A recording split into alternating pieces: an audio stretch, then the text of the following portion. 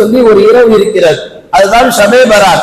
அந்த இரவில நீங்கள் விழித்திருந்து அல்லாஹ்வை அழுது அல்லாஹ்விடத்தில் தொழுது மன்றாடி தௌபா செய்து இஸ்திக்ஃபார் செய்து நல்ல விஷயங்களை கேட்டு வாழ்வில் அமல் செய்து மறுநாள் ஷஅபானுடைய பிறை 15 நோன்பாளிகளாக நீங்கள் இருந்தால் அல்லாஹ் சொல்லி தருகிறான், கடந்த ஆண்டு பாவங்கள் அனைத்தையும் நான் மன்னித்து விடுவேன் என்பதாக ஹதீசுகளிலே பார்க்க முடிகிறது.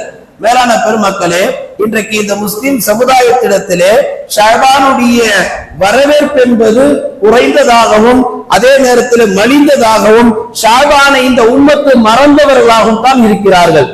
நான் இதை தொழிலாளிகளுக்கு சொல்லிக்கிட்டு இருக்கிறேன். பள்ளி தொடர்பு இல்லாதவங்களுக்கு எந்த மாசத்துல வண்டி ஓடிட்டு இருக்குன்னு தெரியாது.